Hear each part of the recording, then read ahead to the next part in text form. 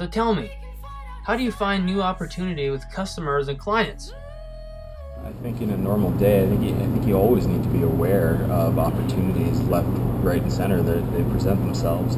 But you can be researching on the internet when you're driving by, paying attention to construction sites, and that you want to know what's going on with the commercial side of things.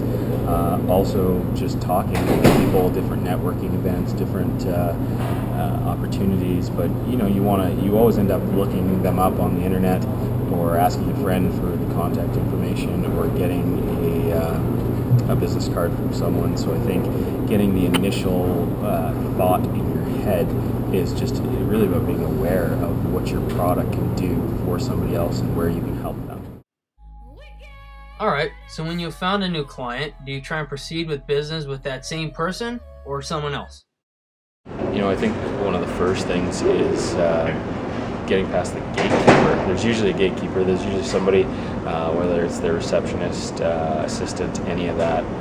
Very rarely does the decision maker actually take the calls, maybe in small business, but in general, there's someone else you need to talk to first. So you need to get figured out who they are, who the initial person is. So you might call a company, but you need to find out who makes the decisions. And just because you think your product is good for them, it doesn't mean they know that, it doesn't mean they think that. So the beginning step is just finding out who you're going to talk to initially that is the right person to speak to, making the decisions. There's no sense in wasting your time talking to someone, but yet they don't make the end decision. That's a thing that you want to avoid in sales, is thinking that you're speaking to the decision maker when you're not, because you waste a lot of time. So again, it's getting past or through to that gatekeeper why your product could benefit the end user, because at the end of the day, it's about benefits. Your product could have all the best features in the world. If they don't understand the benefits and why, you're going to go nowhere. Okay, so what else is involved in getting that business and maintaining it? It's all about a relationship. People will think about buying from you if they like you, okay, and then they have to trust you in order to buy from you. So you've got to establish trust, you've got to establish a relationship with these people, and that's the key. So on top of that, the product has to benefit them and it has to be the right price. So there's so many factors involved in that decision making and relationship. So you can't be a salesperson. You have to be someone that establishes good relationships, and part of that is doing what you say you're going to do.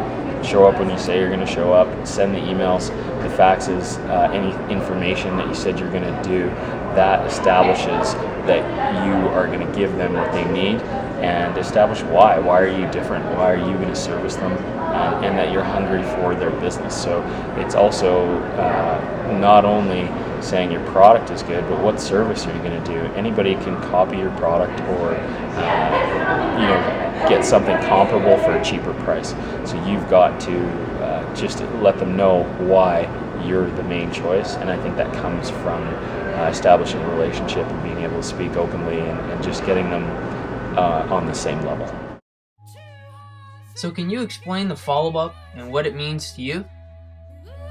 I think I try, as far as follow-up goes, is I try to do my best during the time I have for presenting or talking to them about the opportunity, and so that the follow-up is not just following up saying, now are you going to go with me, but the follow-up is, it's implied that we're going forward somehow, and I need to get them another piece of information, or I need to answer another question that means we're going forward.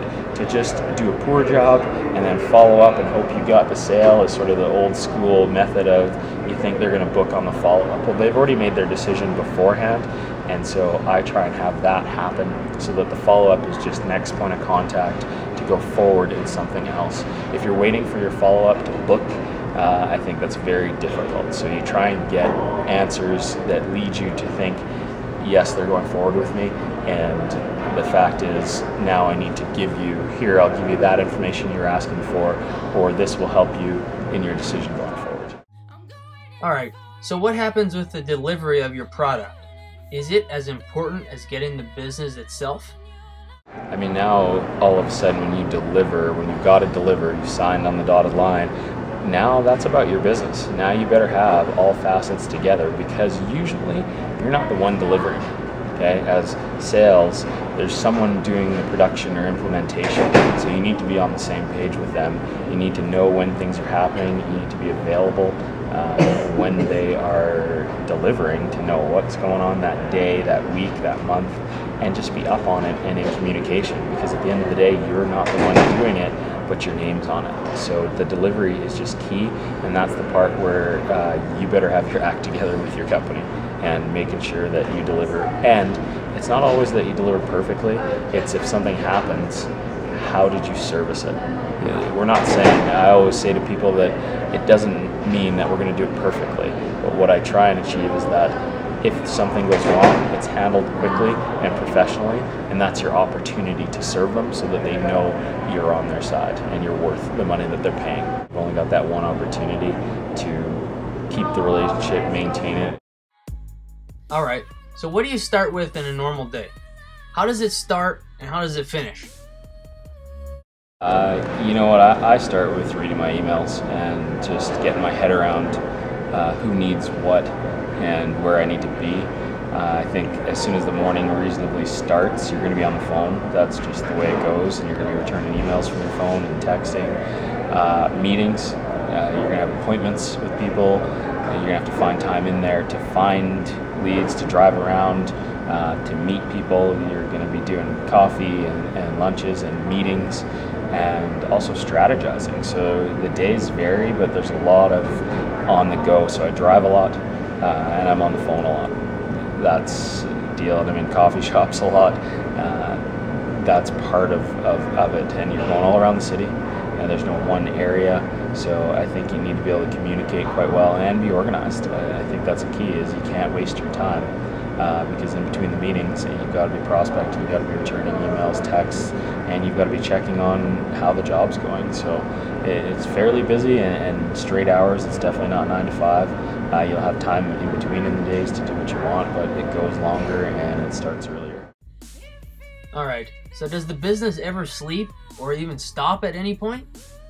No, it doesn't. You're always thinking of something, and you're always trying to figure out a way, or speaking to somebody, or doing something to continue to further your business. So it doesn't really stop. Even in the evenings, you may get calls, and you got to answer them, because you got to take the opportunity while it's there.